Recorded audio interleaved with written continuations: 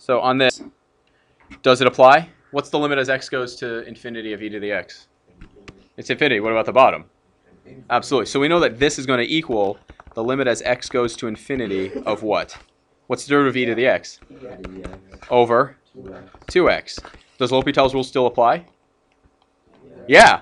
So what's this one? Limit as x goes to infinity of e to the x over 2. Sorry.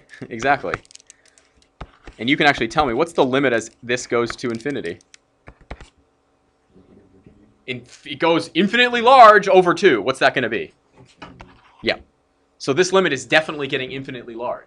This is definitely getting infinitely large because the numerator is getting infinitely large, but is the denominator getting infinitely large? What's it staying at? 2. You get arbitrarily large divided by 2. What are you still at? Arbitrarily large. Okay, so that's a nice one. What about this next one here? What about this next one? Does L'Hopital's rule apply on the second example here? Does it apply right here? What about this one? What happens what's the limit of an ln x as x goes to infinity? Does it get infinitely big or infinitely smaller? What does it get? What's the limit as x goes to infinity of ln x? Yeah, it gets infinitely big. What about the limit as x goes to infinity of the cube root of x? Yeah. So does L'Hopital's rule apply? Always check to see if it applies. This is the same thing as limits. What should you always check when you're evaluating limits? Check the target value first. I can guarantee at some point on a final or some test, I'm going to give you some nasty limit. You're going to start cranking away at it, and then you're going to realize, oh, I could have just plugged in the number. That's a cheap trick. Don't let me do that to you. So what do I do to, what's the derivative of ln x? 1 over x. So we know that this is the limit as x goes to infinity of 1 over x, which is, what's another way of writing 1 over x? X to the negative 1, all over 1/3 x to the negative 2/3, like that, correct? Can I simplify this?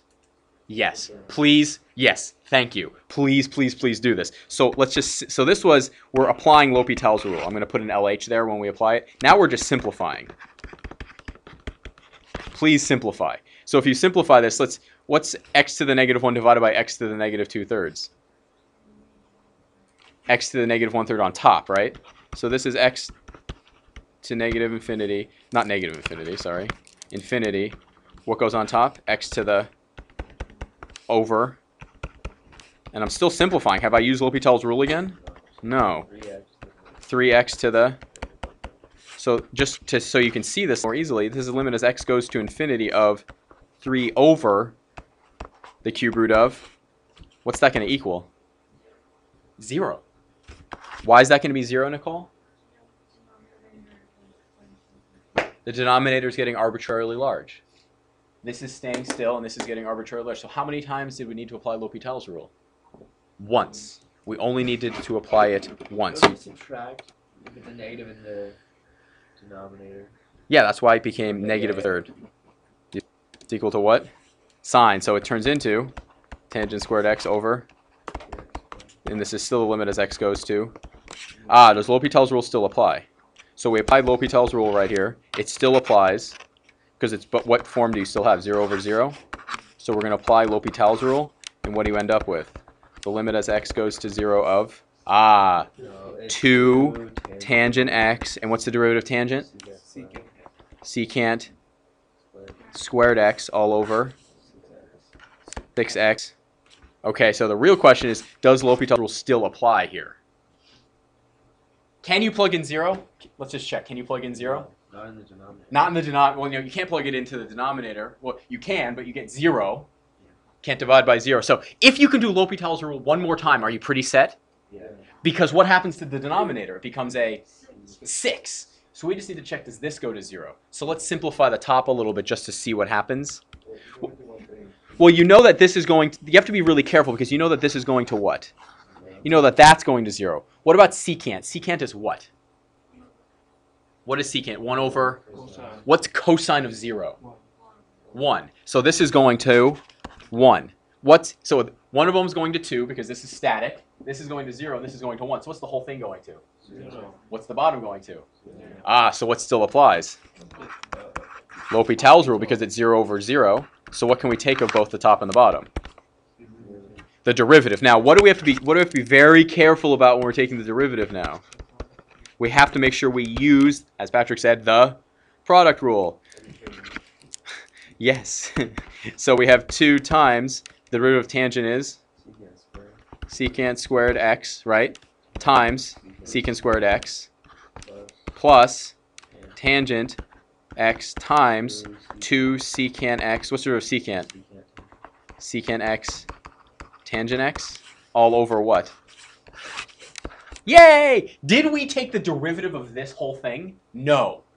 If we were going to take the derivative of this whole thing, we would have to use a really common mistake in L'Hopital's rule is they just take the derivative of the whole thing. Do you use L'Hopital's rule? No. You'd only use it if there was a fraction on top or bottom. Ah, so now we look at this, it's going to 0. Well, we know a lot of this already, right? Because we already had to logic it out. Secant's going to go to 1. This is going to 1. What's tangent going to? This is going to 1, and so what's it going to be? 2 over 6 is 1/3. That's pretty cool. Why do we care? So why did I do the rest of these? If tangent x goes to 0, why do I care about the rest? Why don't I just say it goes to 0 automatically? What's the point?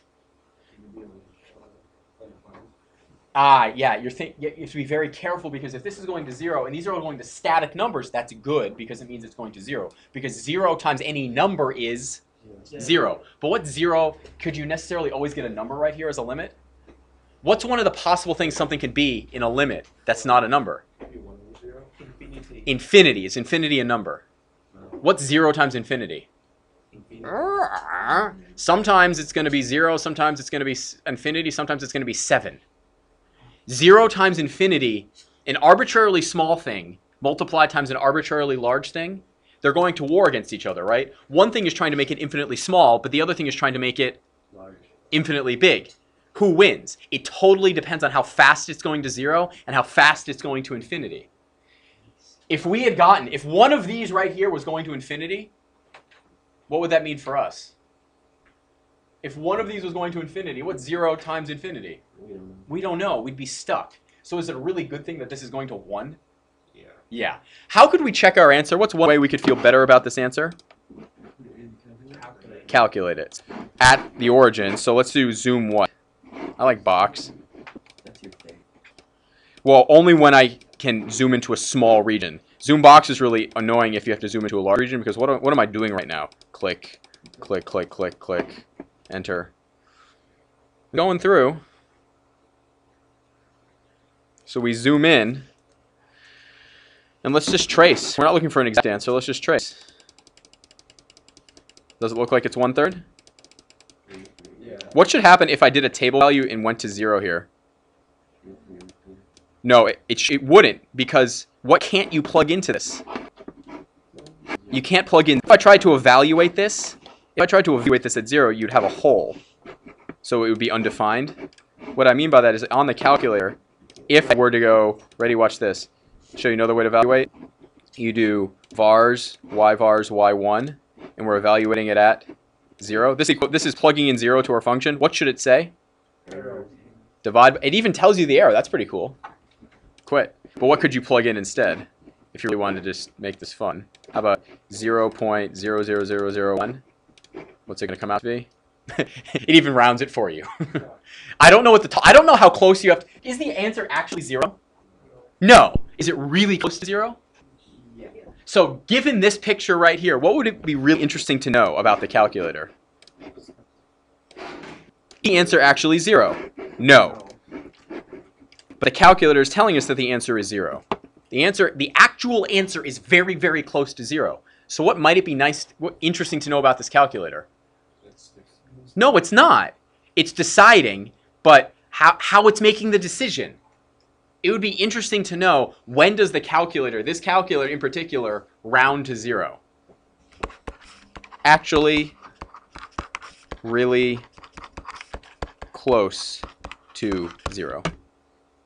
Does that make sense? Why is it 0? Oh, it should be. What should be at close to what? 1/3. 1/3, yeah. So let's actually take it a little closer. This is just playing around with the calculator error.